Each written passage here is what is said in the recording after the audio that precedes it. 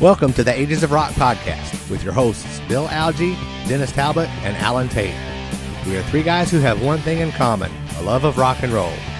Our goal is to talk about all things rock. We hope you find this show intriguing, funny, and occasionally highly opinionated. Enjoy! Welcome to the Ages of Rock podcast, episode 13. This week we have Bill Starkey, founder of the Kiss Army, with us. Introduce yourself, Bill. Hi, I'm Bill Starkey, and that's really co-founder. My buddy Jay Evans is also in there. I knew that there was a co-founder, but for the life of me, I couldn't remember his name. Uh-oh, now. Tell us a little bit about your music interest, obviously the Kiss Army, and what you're doing nowadays. My music interest is quite large. I mean, it could be anything from Willie Nelson to Metallica. Concert-wise, I probably still get a kick out of Bruce Springsteen, U2, Tom Petty, and I'm always out there looking for new stuff. There's still good stuff out there. You just got to go search for it, and that's the way it is. And currently, I'm a teacher at Indianapolis Public Schools here in Indianapolis. I'm in, I think, year 18 or year 19. And recently, I've had a situation where my students have started to learn to Google me because they had found the Kiss Scooby-Doo thing, I think, was in their Christmas stocking this Christmas.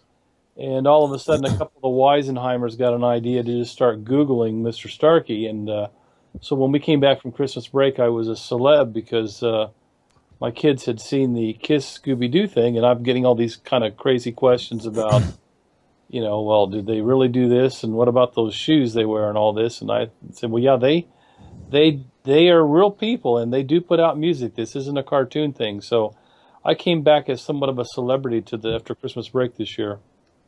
Well, that kind of cut off the question I was going to ask. Do your students know about it, and what do they think? Well, and it runs in spurts, because like right now, I'd say the last couple of years they hadn't.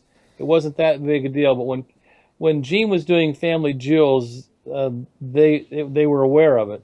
Of course, when the band's on tour or something like that, they're not going to be aware of it. I don't think even their parents are aware of it. I just think this Christmas break, some kids got a hold of that Scooby-Doo thing, and it just took off. It was so funny. And, of course, I've got my brothers tease me saying, yeah, well, you know what? Oh, and I think I was laughing because we sometimes I had lunch with the kids in my classroom, and the one kid was telling me how he had the Kiss boots. And he was telling the other kids with big eyes about how he was wide-eyed. In other words, he was saying, oh, and these guys are so cool. They even have their own caskets. And my brother laughed and thought to me, he says, yes, well, they started looking up the condoms and stuff like that. He goes, Mike had called into the office, and I thought, well, so far it hasn't happened, but, it's been okay. It's just kind of neat. Well, I was kind of skeptical about the Scooby-Doo thing, but, now if it reaches new audiences and gets curiosities piqued, then, it's great.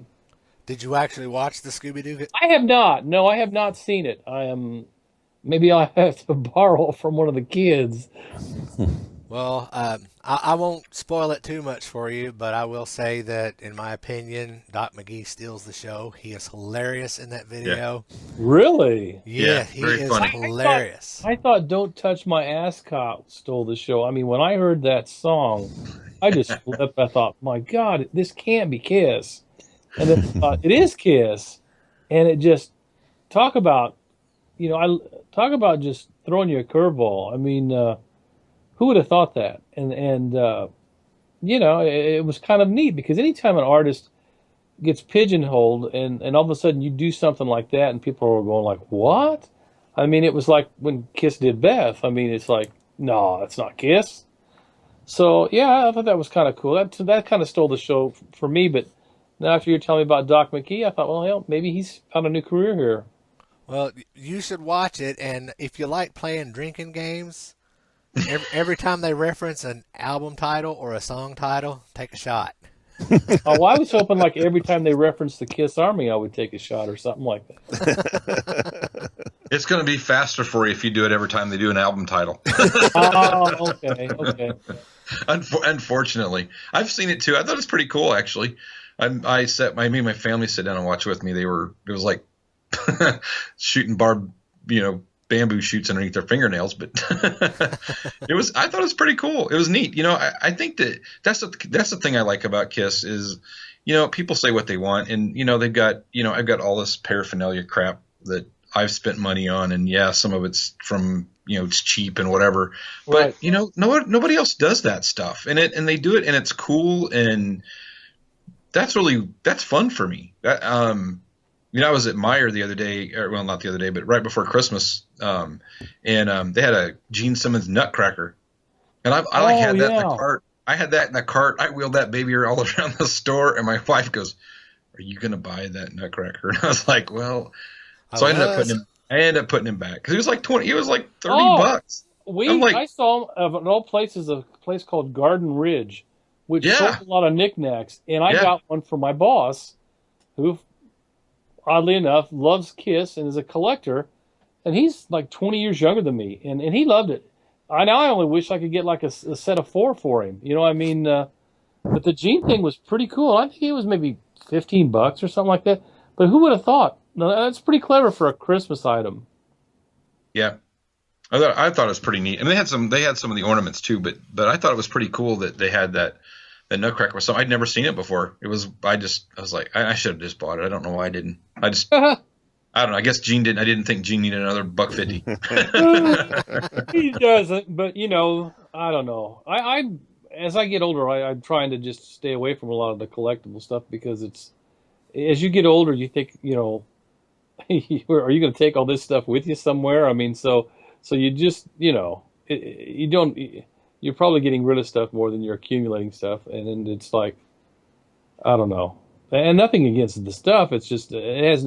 It doesn't matter if it's Kiss stuff or whatever. I mean, I collect a lot of 8500 memorabilia too, and you're Mhm. like, am I going to take this stuff with me to the nursing home? I don't think so. So maybe get it to somebody who really truly appreciates it. I think So do too, you though. think sorry, go ahead, Dennis. No, I was just thinking about you're talking about the merchandising. I think too, people our age, the novelty of it has worn off. When we were kids and the bubblegum cards first came out, we were like, oh my gosh, we got to have these and got to have these. And Kiss has licensed and put out so much stuff over 40 years.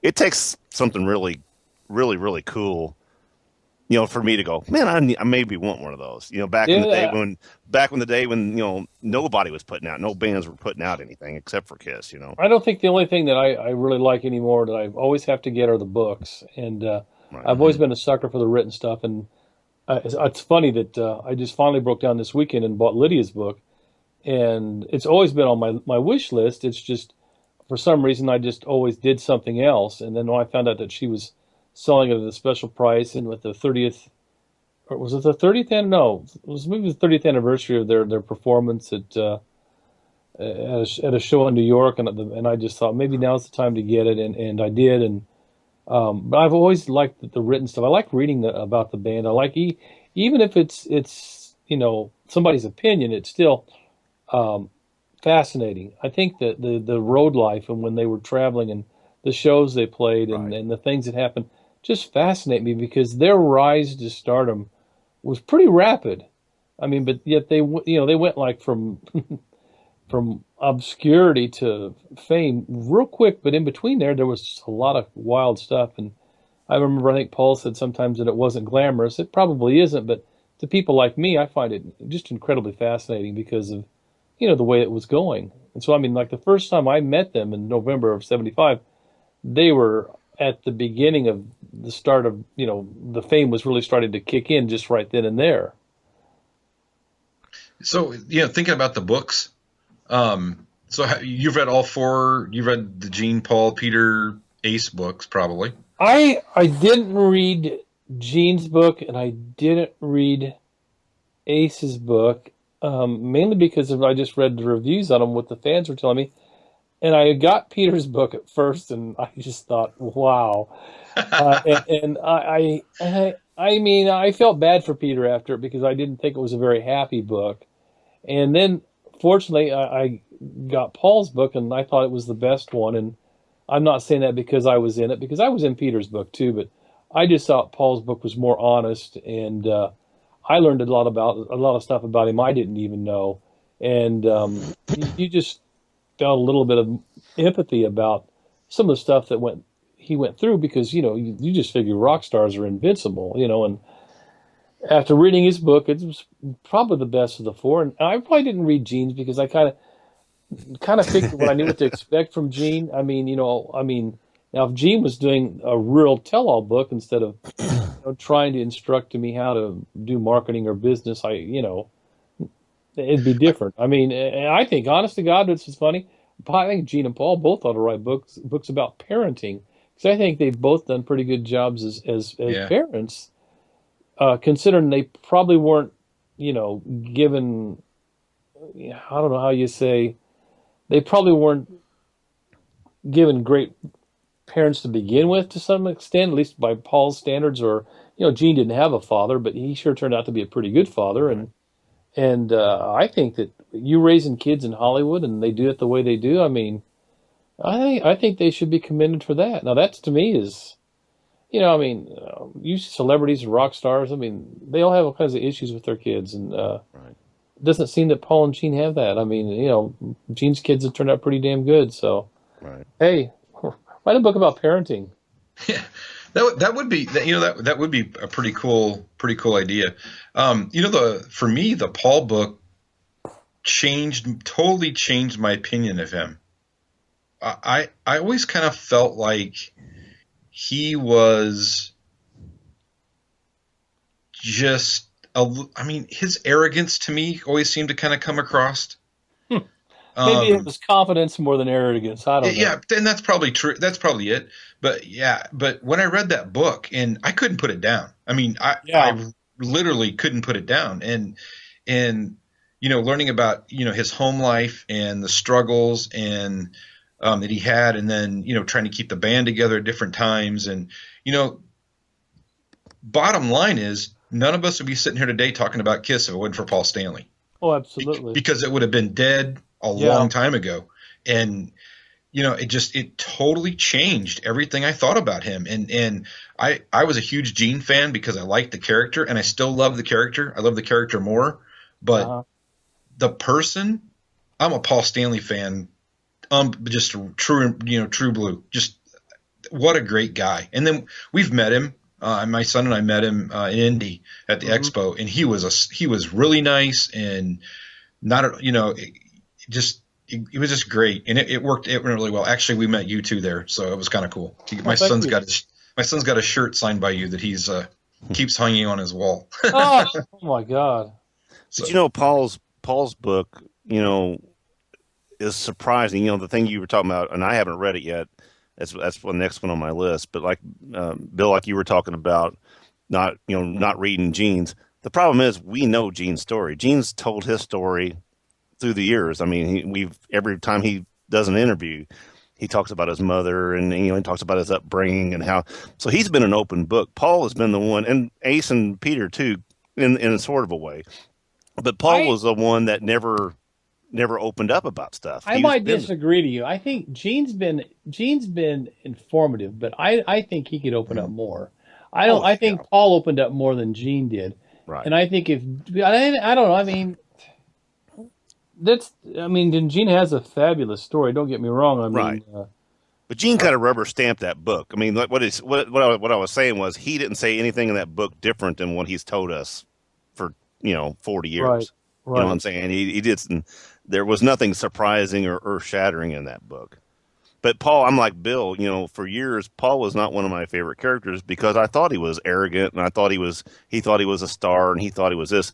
Not knowing that it was because he was shy and right. And that's what's kind of I like to see that part about it. Well, and I feel. I mean, I don't think Paul's out of the woods yet either. I think he's still got a lot of things that he hasn't settled with, and that's fine. Hopefully someday he will. And So, but yeah, it was a great book, and it took a lot of guts to put a lot of that stuff in there. I mean, I laugh and tell people I was in the book, and compared to some people, I was glad I came out favorably. A lot of people didn't.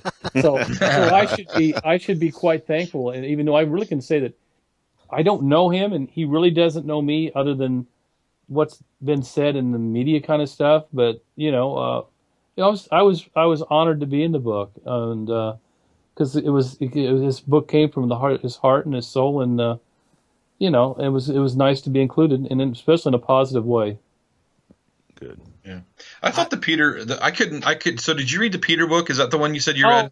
Yeah, I read the Peter book, and I don't have a problem with the Peter book. I just thought that, to me, I felt bad for Peter. I just felt that he came off kind of angry and kind of upset and somewhat bitter. And I mean, I'm thankful that I was included in the book and all that, but I don't know.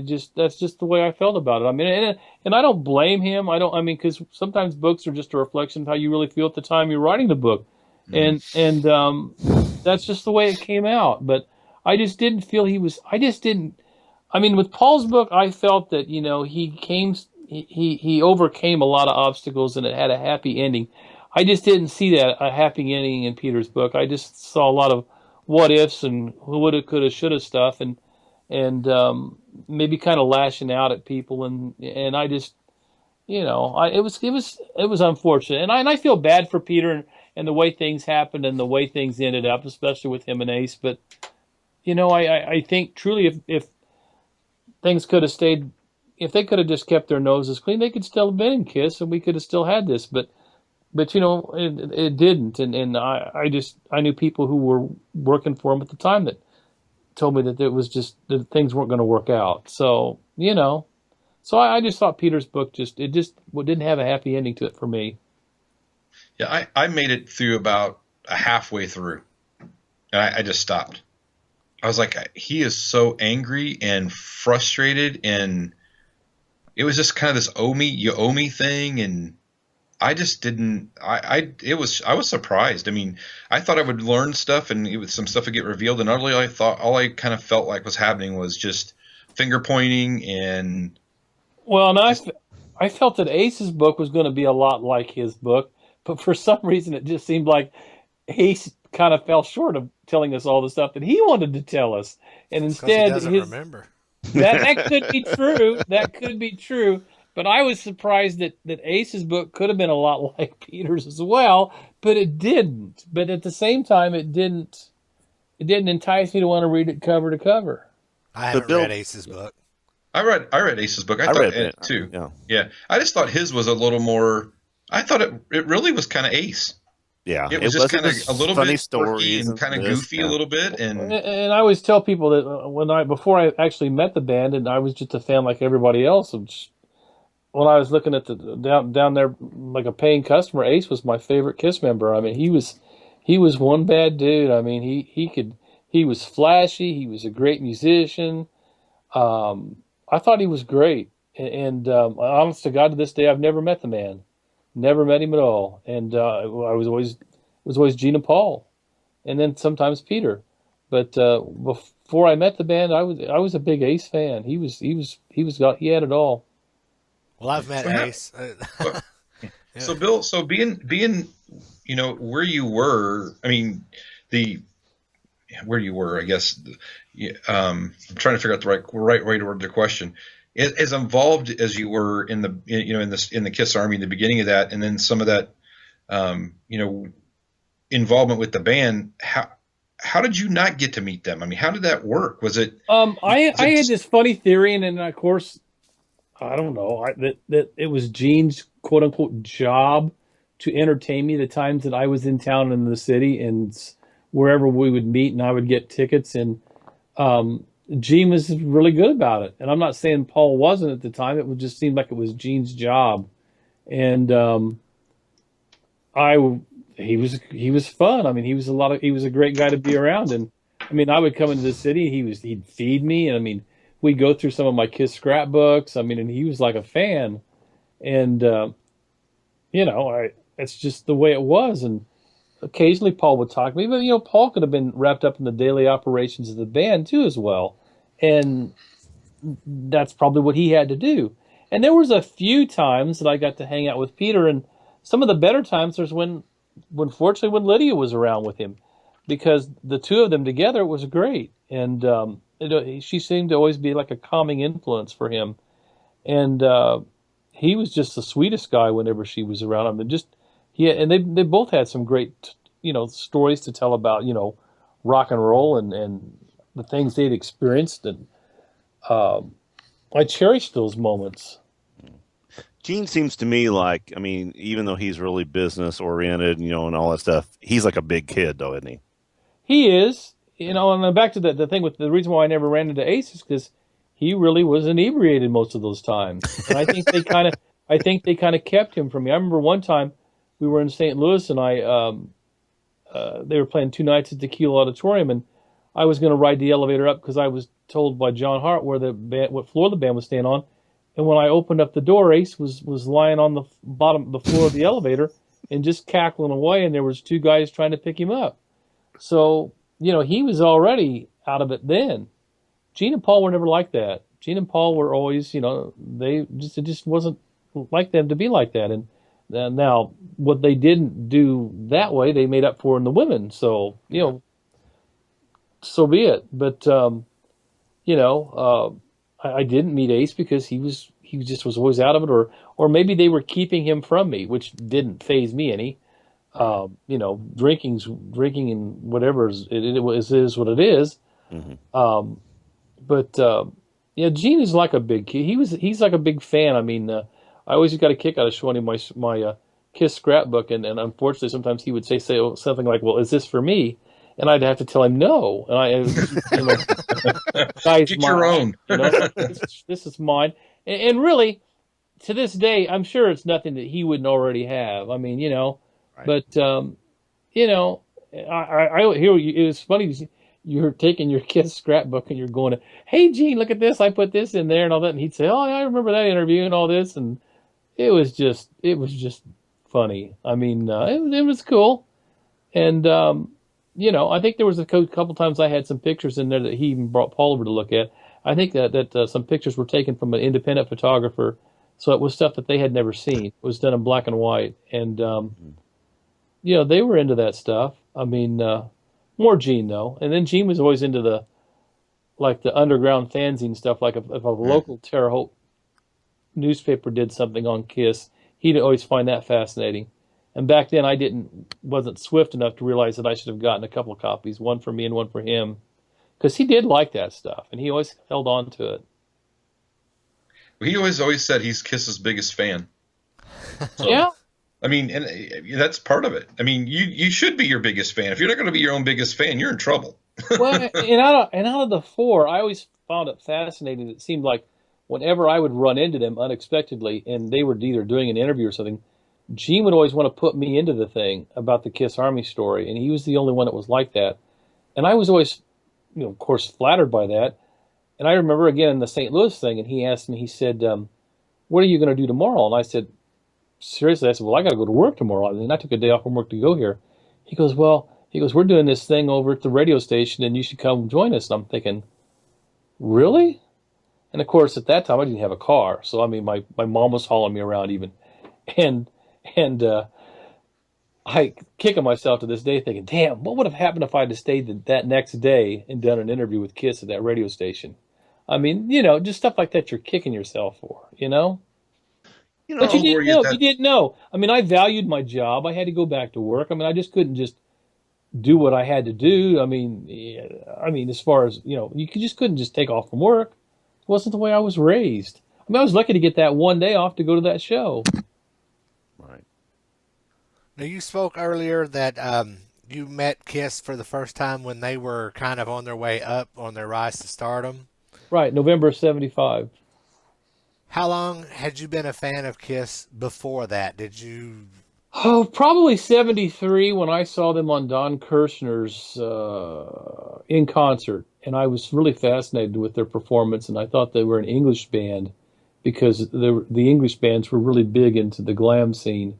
And to me, I thought that's what they were because they just seemed so polished. And they seemed to me like an English band, and I thought, well, these guys really they can't be a new band because they just look too established.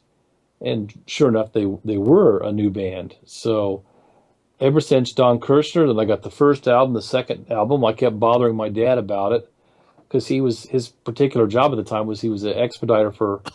He handled the Warner Brothers account when we worked out of Columbia Records in Terre Haute, and he'd always tease me about their lack of record sales. But the first album he got me, the first Kiss album, actually had the folded poster in it, and it's really, really torn up, considering the test of time and everything. But still to this day is one of my favorite Kiss posters of all time, and. So, my dad kept me up on the Kiss stuff. Of course, he always used to tease me about, he'd ship out a lot of Bob Dylan records or somebody like that, and he would always tell me that's who I should be listening to because that's what everybody else is buying. But it seemed like it never worked for me. I was a teenager, and I was a heavy metal kid, and I was into the Alice Coopers and the Mott the Hoople and people like that, and Kiss had all that combined for me. Right. So Did you see any of the other shows? Was there Dick Clarkson concert? Any of those other episodes? At that time there was only the Midnight Special and Don Kirshner was the only two that I remember that existed at that time. Dick Clark had his Saturday afternoon show and he didn't do any. I mean, his was more of a dance thing than any of a rock and roll kind of thing. Even though he called it rock and roll.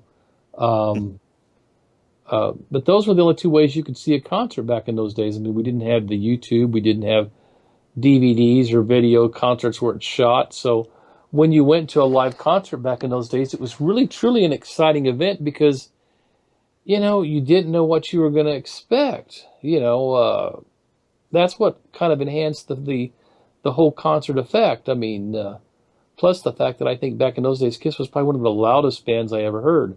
So you throw that on top of things, and by God, you got your $5 worth. I mean, when you left that place, you're going, damn. Right. I mean, I really saw a show. Well, yeah, there was one time, I think it was the third show Jay and I both went to, and we went to school the next day, and Jay's got this really twisted grin on his face, and he says, can you hear? And I'm like frightened, and I'm saying, no, I can't. I said, I got this ringing in my ears, and Jay just kind of smiled like he just achieved nirvana or something. I'm like, no, this can't be, And eventually my ears came back, but it was through Jay's kind of double dare. Since it was his first Kiss show, my third, it was festival seating. He says, let's get as close as we can to the stage. And he wanted to sit on Gene's side because he was fascinated with Gene. And I just, man, it was just so loud. I mean, and I think nowadays it's, surely to God, there's probably restrictions and stuff like that. But back then there was nothing. It was wild in the jungle, man. There was, I mean, the pot was thick. The noise was heavy. Right. People painted up. And I kid you not, I think the third show, we were putting bottle rockets and shooting them off into place. And nobody was doing anything about it. When you throw that in the Kiss pyro, I mean, yeah, it was like a circus. Now, where was that show at? Where were those shows at that you were going to? That was April of '75 at the convention center, and that was the first time I had known the band Kiss being a headliner. It was in April of '75, so that was even before the Kobo show in May. That was probably their big deal. Mm-hmm. So this was April, and it was kind of cool to go in there because I thought Kiss was pretty good the first two times I'd seen him as an opening act, but I thought when I'd seen him in Evans in April at the convention center that other people were catching on to this because there was a lot of people had their faces painted, which I didn't see the first two shows, and some people had designed their own shirts and things like that. So, and the convention center is a terrible place to see a concert because it's a convention center. I mean, it's got a very low ceiling, and it's very spread out. So I mean, like you're spread out. It's very kind of a narrow thing, and the bleachers can only go so far because you've got a low ceiling. And so here they come out with I think Status Quo opened the show, and they were tremendous. And it was also the first time I saw Rush, and they also were great. And I ended up buying a Rush albums after that. Right. So and then Kiss comes out there, and I'm not even sure they even played Rock and Roll All Night, because Dress to Kill had just come out. Must have been And glorious. Yeah, it was it great. was, and I would never trade any of that because the spontaneity and everything. It was almost like a precursor to what you would hear on Kiss Alive, and that would come out later in September. I mean, it was that set list, and we took 2 or 3 carloads of buddies with us from Terre Haute, and I was the only one. My brother and I were the only 2 people that had seen the band, so we kept telling everybody, "You guys got to see this, guys. All this stuff happens." And I guarantee you, none of those people left that show disappointed. Everything we said was going to happen happened, and the Kiss Army was basically formed. So those 3 carloads of kids, we all drove back to Terre Haute, and that's when we started to go after the radio stations. We had believers. It was funny. So being out of Terre Haute, did you go to? I mean, did you? I guess you hit most of the Evansville shows too. We didn't have to because Terre Haute at that time, we got everybody. We had Aerosmith, the Doobie Brothers, Aerosmith, Chicago, Leonard Skinner. And the cool thing was about it was that I wouldn't say cool, but the unique thing about it was that nobody really came close to selling out other than Elvis. Right. I mean, if Aerosmith or Leonard Skinner drew 5,000 or 6,000 in this 10,000 seat arena, it was pretty good, Right. but not a sellout. And what really irked me was that these guys were getting airplay that Kiss wasn't getting. Right.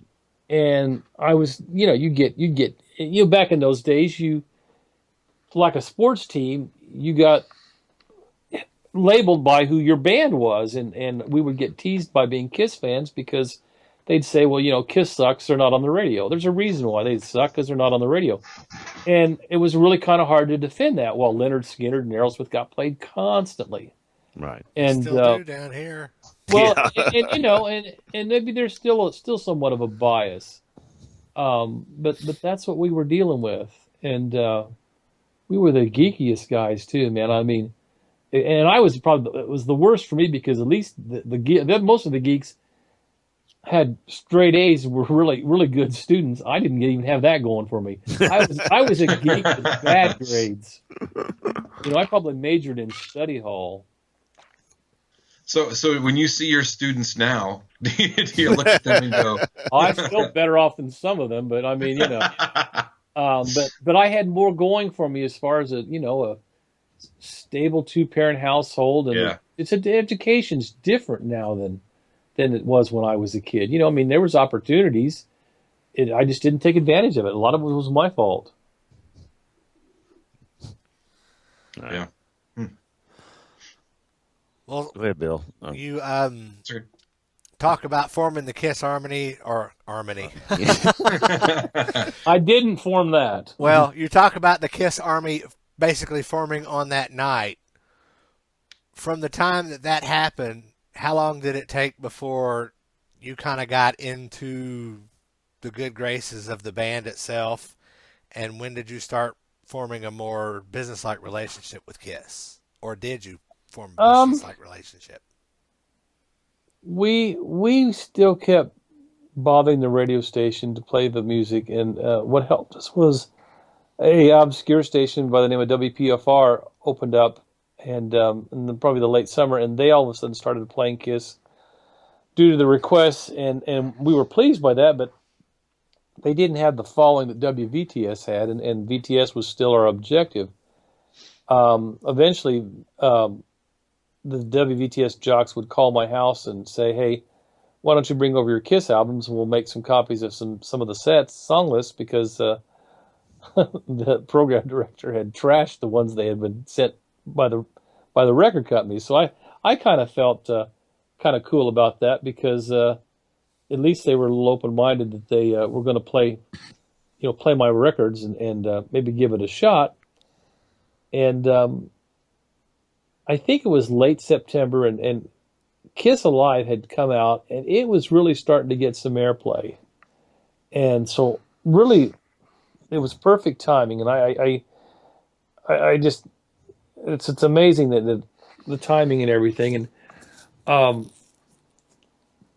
they announced that Kiss was coming in November, and they announced it in September, late September. And Kiss Alive had been out a couple of weeks.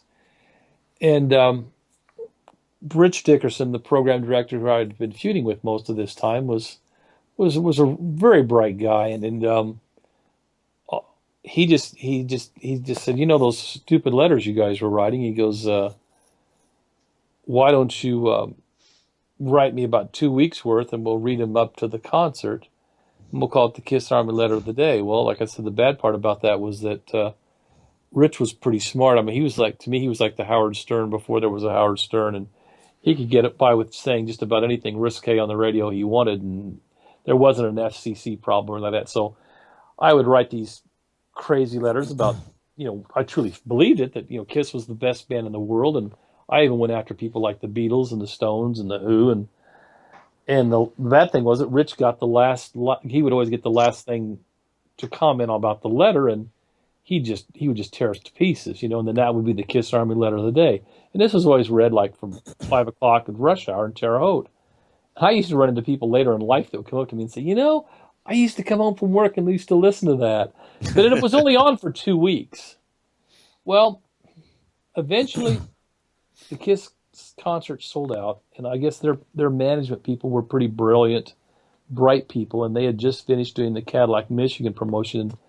And when they found out that the Kiss concert had sold out and that Holman Center didn't have any other sellouts other than Elvis, they kept running around asking, what was they doing different promotion-wise that they hadn't done for the other bands. And the only thing they could come up with was, they said, some goofball kid named Starkey and his people were calling themselves the Kiss Army.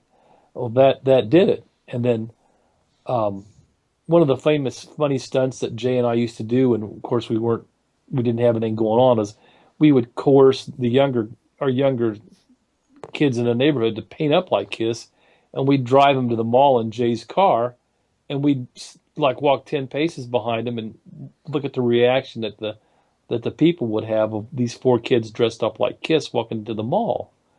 And it wasn't even Halloween.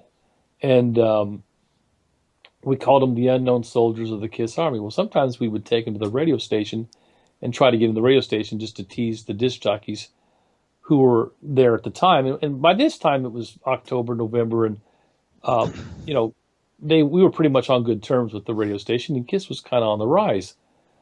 Well, the one night we went over there, Rich Dickerson's wife was all excited, and she came to the door, and we knocked on the door, and she said, Kiss found out what you guys were doing, and they want to meet you.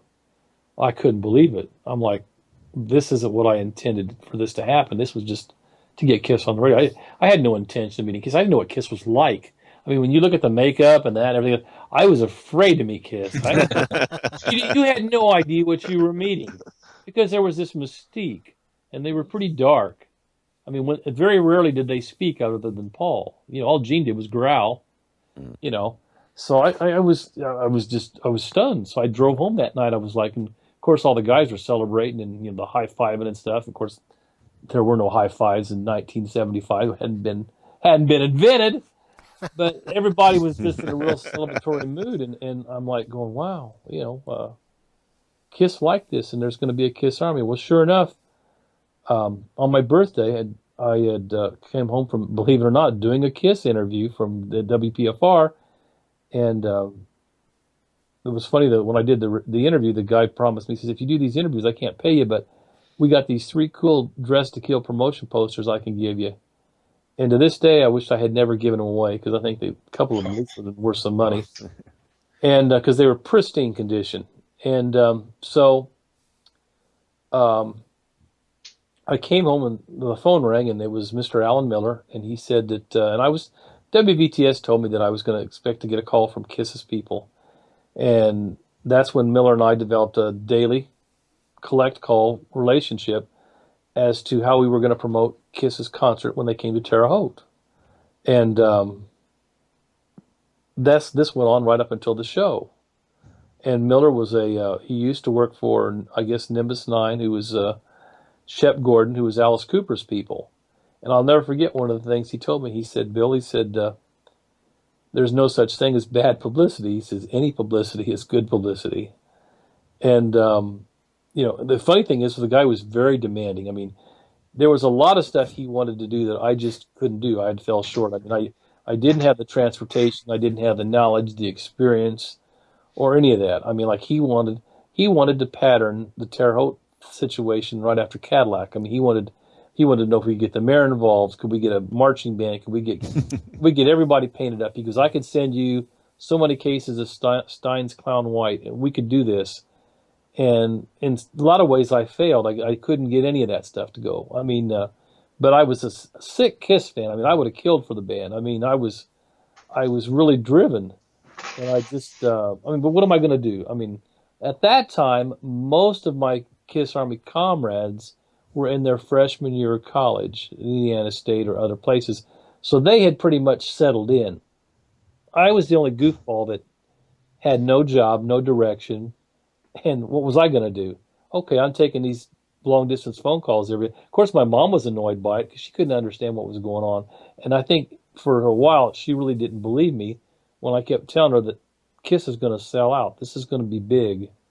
I still don't think she believed me, even when I told her they sold out, until she saw the marquee on the concert. So when we took a picture of that picture I still got in my collection. Um, was pretty special to me because that was taken on my behalf because I don't believe my mom believed me. Right. It's always nice to tell your parent, "I told you so." Well, yeah, because if you know anything about Kiss folklore and the other interviews I've done, my dad took me to my first rock Right. concert, which happened to be Kiss. My mom took me to my second rock concert, which happened to be Kiss as well. Right. So, and yeah, and Miller and I decided to. I mean, we did whatever we could do for Terre Haute, and he kind of surprised me when he was able to get the United States Army to join in on the promotion, and another guy at WVTS, I believe, helped get Kiss the Key to the City, a proclamation from the mayor, and that was kind of nice as well. And they were pretty cool about it, and that's when I met the band. And then maybe a month later, Miller would call me and said, we want to thank you for everything you've done, and they flew me to New York for 3 days, and I went with Jim McGee, the Cadillac coach, and that's who I hung out with. And we saw the Kiss New Year's show, and were invited to the Kiss New Year's party at the Excelsior Club, which was a pool party. And I got my first interview, which was done by Mr. David McGee, who at that time was working for the Rolling Stone. And that was really kind of a trip for me because I never did any interviews until then. I mean, nobody actually sat down and said, "Well, tell me about the Kiss Army." And the unfortunate thing is, Rolling Stone never published it. It was published in like a offshoot in the newspaper Rolling Stone thing that they did, so it was never actually put in the magazine itself. Hmm. But I got a copy of it anyway. I mean, which was kind of cool. Right. Um, and I would go to a few Kiss shows, and then I think in March the following year is when I got contact from Boutwell Enterprises, and they told me that they had done other fan clubs, and they weren't familiar with Kiss, but they wanted to pick my brain as to what I thought of this stuff and Kiss in general. And they were up front and said they weren't necessarily Kiss fans. They were out in L.A., and to me, L.A. was never a Kiss area, unlike, the Midwest or wherever, Detroit. And I kept on a daily correspondence with them, and they were nice. I could request Kiss merchandise and get it without question. But at that time, there wasn't a lot of Kiss merchandise other than maybe one authorized T-shirt, a couple belt buckles, and there was a quarterly newsletter. And that relationship continued for a couple of years until I just basically got disenchanted and kind of broke off communications with everybody in regards because I wasn't being given, I guess, the same kind of attention that I was given in 1975, and that's understandable because the band was just rocketing to stardom to the point where they went from doing interviews with Rolling Stone to interviews with Playboy, which had nothing to do with music, but that's the kind of cultural phenomenon they had become. And it was just a hold on for the ride, man. I mean, so, and that's basically how the relationship went to where it went. So is that when things started to kind of unravel then? Oh, definitely. I mean, I would call Alan Miller and I wouldn't get returned phone calls. And, tickets weren't always as available as they once were. the availability of the guys in the band wasn't always the way it once was. I mean, I could sense some tension, sometimes, and um, eventually I got upset, and I don't know if you guys remember or heard the interview I did with Mike Brandvold in Three Sides, and I wrote what I thought to this day still was probably one of the dumbest things I ever did was I let a couple people influence me to the point where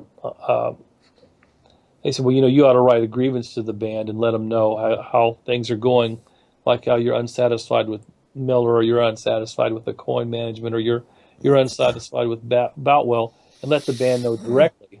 And then I did that, and I got kicked out of the show, and that was the end of it for me for a long time. So I mean, So at the peak of it though, Bill, how far in the circle were you? I mean, could well, it you depends what you call peak. Now, the peak for Kiss was about when I started to be booted out. The peak for the me peak was for you is what I'm saying. Is the peak for you. I don't know what I would call that. I mean, maybe 76. Right. Because you got to remember when 77 was coming out, they were getting close to doing the solo albums and everything. Right. So I mean, it was. But as far as like the fan club itself, I mean, did you have? I mean, I know that they said they picked your brain and stuff like that. But did you have any? Did you have a lot of say over any of that? No, no, no. Oh, They would okay. throw things out there. No, no, no, no, no. No, and they were Right. trying to be nice to me, but yet there were times that they'd get shitty with me too. Right. And I would call them sometimes, and we would talk over the phone about stuff, and they'd ask me my opinion of this or something like that. But I always got this air about them that they weren't really fans. Right. And of course, and they also said that they kind of got tired of me complaining and would say stuff like, well, we really can't, be some sort of a sounding board for your grievances because we're in the business to do this. Right. And they would probably and I think there was a few times they said, we're tired of hearing your complaining. Well, my complaining was that it was in writing that originally we were going to run it out of Terre Haute, Indiana. Right. And I was disenchanted with my job and what I was doing. And I So kept, it was never run out of Terre Haute in the very beginning. Then. oh, no, no, but Oh, I've got it in print that originally when we first met, I was always under the impression that it was going to be that way. And I okay. felt that way um, months after the January show that Kiss flew me to. And I mean, Miller had mentioned to me something about getting a post office box and telling me that, we really needed to do this and that. And I was even told by other people that they had actually looked at warehouse space in Terre Haute. Um, and I think if I have something that would really make me regret or be very angry, it was the fact that not one person sat me down and told me that it wasn't going to happen. I think that's just was real cowardly. I mean, the conversations I had with Bill Aucoin and or Alan Miller. I mean, and I'm not saying the band did or didn't have a hand in it. I don't think the band really had a lot of hand in it because I think they were just too busy being Kiss. Right. This is what was the management's job. But nobody ever sat me down. If they would have just sat me down and said, hey, you know what? I know we were going to do all those things in the beginning, like we said in that first letter. We can't do it, and we would prefer that we just send the Kiss Army out here to L.A. and let them run it because they've handled other fan clubs anyhow. Um, you know, that I would have appreciated that. It was the fact that it wasn't done that way, and then when I started to complain about it, all of a sudden I was portrayed as this. Um, I'm trying to think of some of the terms Alan Miller called me. I mean, like I was an ungrateful. I don't know what. I Right. was called a lot of stuff. I mean, there was a lot of stuff that It should have been some, common courtesy on some their end, bad, some though. bad. Well, but it's the music business, and you're reminded that it's not music friends. I remember I used to laugh. Eric Singer, Eric Singer. he used to say that at the expos, and he's a good guy, and he's truthful about it, and you know, that's just the way it was handled with me, and uh, I don't know. I just wish someone had been forthcoming about it. But you know what? it's 40 years, and who's to say? I will give them the benefit of the doubt. I'm not saying it would have worked. It probably wouldn't have, because I was still very green. And maybe when I had that one conversation with Bill Coyne on the night of the Kiss show in Terre Haute, maybe that was my job interview, and I flunked it. And they just thought, we can't we can't do this. We can't. I mean, I know we like the kid and all that. I mean, he's a good kid or whatever, but he's just a kid, and there's no way. Because I mean, let's face it, there would have probably been a lot of on-the-job training, and they weren't willing to do that. Maybe they just thought that they'd give me a couple belt buckles and I'd go away. Far be it from that, huh? Yeah. Well, I think I can't imagine the machine at that time in 76 and 77 was just running full bore 100 miles an hour and exploding. And I would think they probably had to do something. It wasn't handled right. I mean, definitely, but No, you it know, was. the other option, I mean, what other option was there really, but to try to, if they were going to do it the way they did it. So it's just, yeah, it's Well, and the funny thing was difficult. they would always claim that they weren't making any money off of it anyway. And Ron Boutwell, who eventually would also break off communications with them, he swore just the otherwise that they did do well money wise. So I remember one time Miller got angry with me and he said something like, "What do you want me to do? Do you want me to ship you out to L.A. and you can ship out posters or something?" He goes, "Is that what you want out of this?" I mean, just really mean spirited crap that would go back and forth between us. But see, here's what's funny is that same spirit that started this Kiss Army, you know, would be the same spirit that would eventually, turn it, turn the other way. Right. And I guess it was different then to them. I mean, so, no bitterness. I mean, business decisions have to be made the way they have to be made.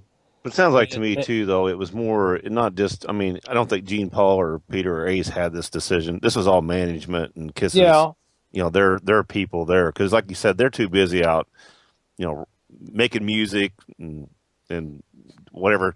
Peter and Ace doing what they were doing, and Paul and Gene doing what they were doing, yeah. on the I side. mean, So I mean, I'm I sure mean, that they I do didn't. remember making a comment to Gene about it one time, and I think he just wasn't one of the best of the spirits. And he said something about where it. I asked him about it, and he said it was out it was out in California where it belonged or something. And I just thought, oh, well, okay. But it was just one of those days when things just wasn't going well between me and him anyway. Right. And it just that whole day was just a bad day for me.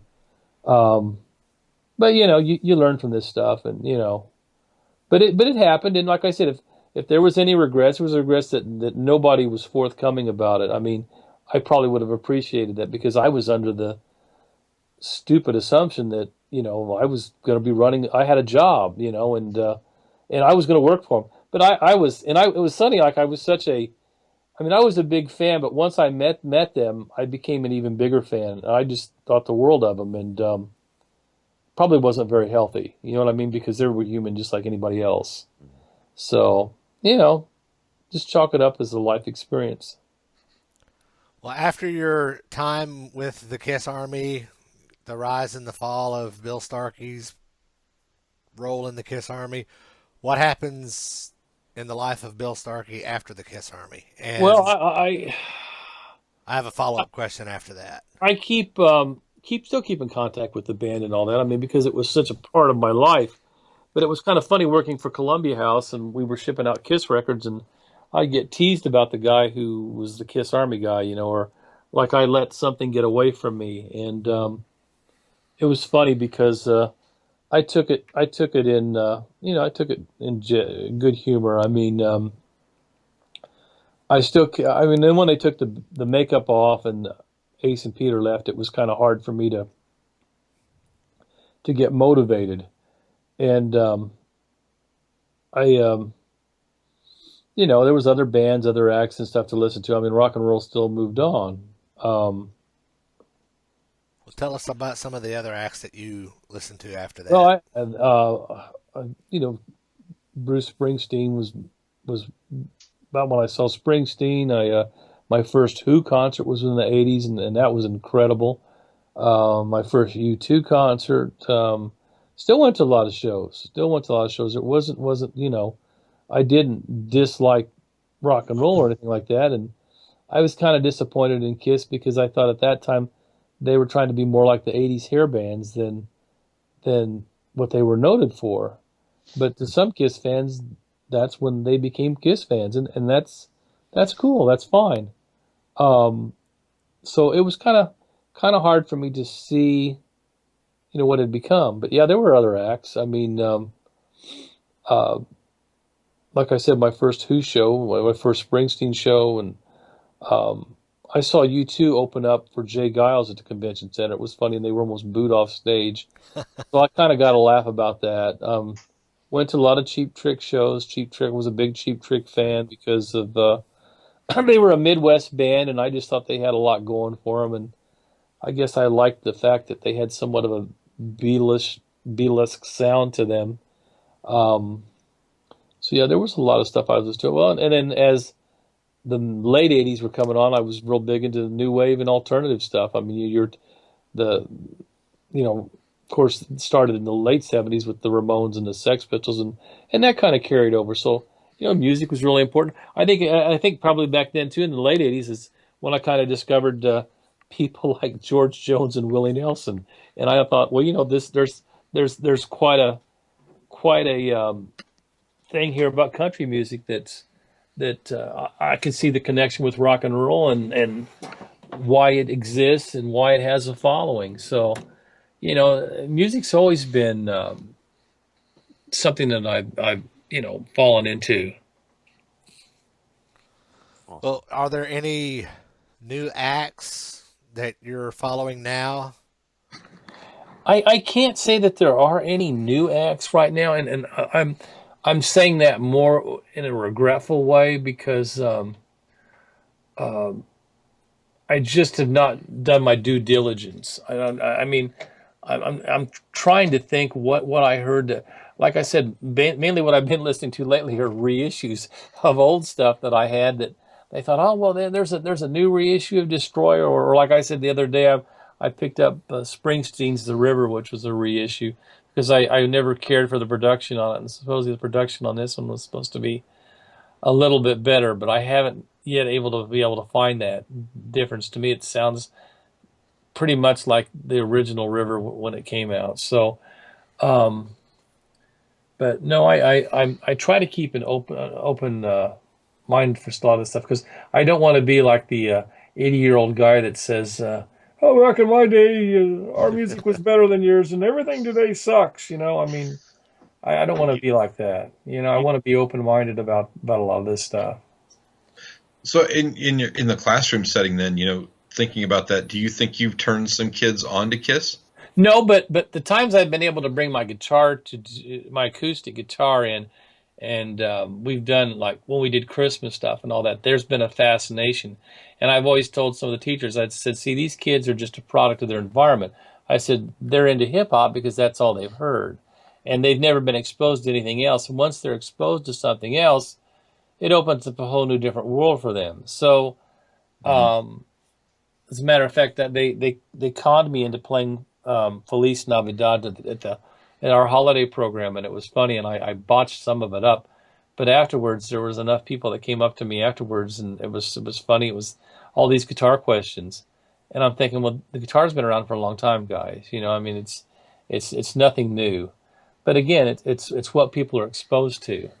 Um, I would be fascinated though if I ever brought my electric in and like did something with like a whammy bar or something and see what they would do. I mean, because again, I think it would be a kind of a cool thing because it's live music, something they've never been exposed to. Do the intro to like Code Gin or something.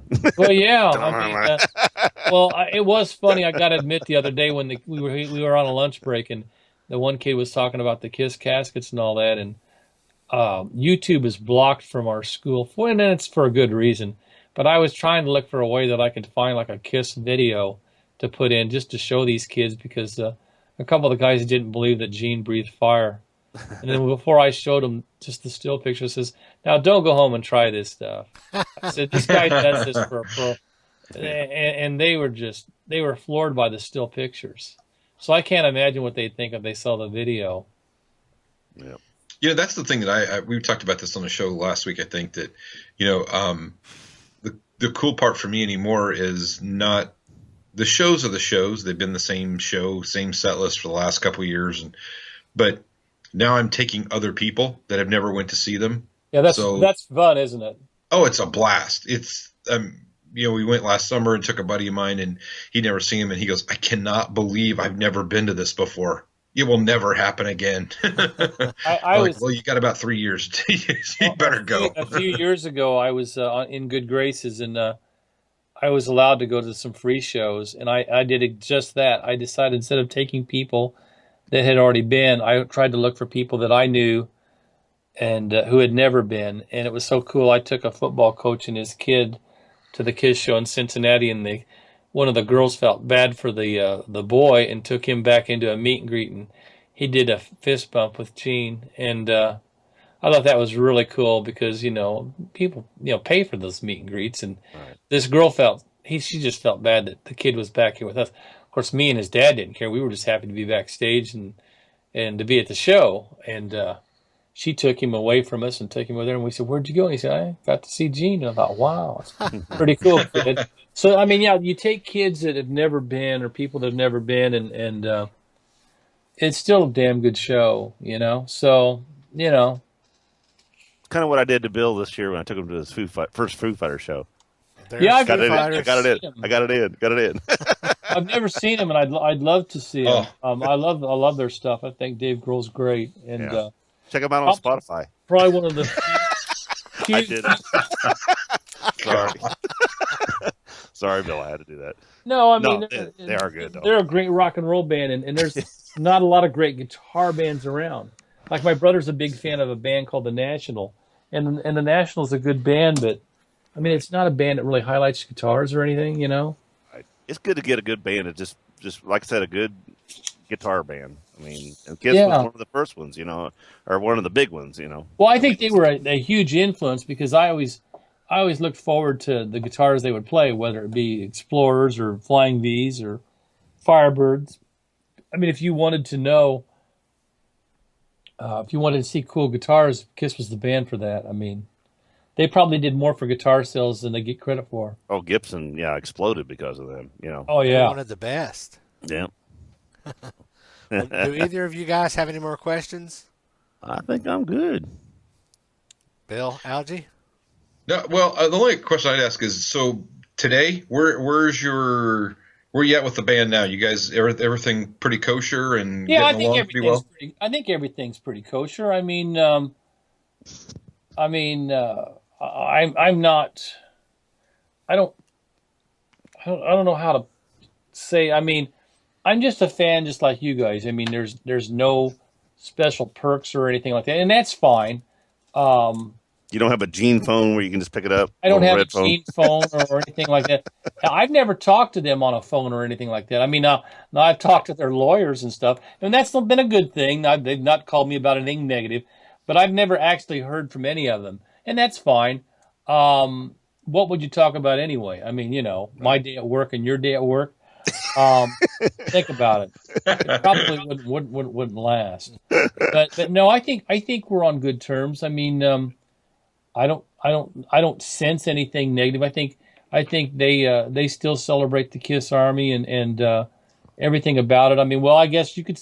Yeah, they did a really nice spread on me and Kiss Online back in November for the 40th, and I thought that was just I was very flattered by it. It was an honor. Anytime you get connected with the band and something like that, it's an honor. I mean, it's not something you're ever ashamed of or anything you get tired of. So yeah, I guess you could say just by the way that the plug on Kiss Online that things are good. I mean, you can't make up, you can't undo the stuff that was done back in the 70s. It was 40 years ago. Things were done, and maybe they were done for the right reasons. So, I have no regrets, and I hope they don't either. So, like I said, as long as the fans continue to give me all this attention, I'm getting more attention than I ever needed. And people say, "Well, yeah, you're famous," and I said, "Yeah, so was Lee Harvey Oswald." So I mean, fame is, I don't know. Um, it's just one of those things. But like I said, Kiss fans are incredible, and it just, if you'd have told me in '75 that I would be close to 60 years old and we'd still be talking about the Kiss Army, I wouldn't have believed you. I just thought, I'm close to 60 years old, man. I mean, because I just didn't think it would even still matter. So I guess it's incredible that it does, and a good part of that is due to the band. So I don't know. I guess it's just one of those things. It's hard to explain. Awesome. It's cool. Well, Very cool. That about wraps up our time. We try to keep this at about an hour, and we do appreciate you coming on the show with us, Bill.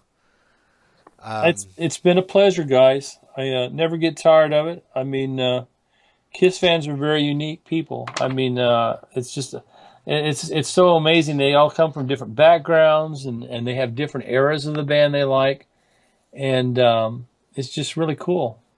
Like I said, I get more attention than I deserve. So does Dennis, but it's in a bad way. Yeah. Save that for another podcast. There you go. And on that note, we will close this show out. Thank you all for watching and listening. We will see you all next week. All right.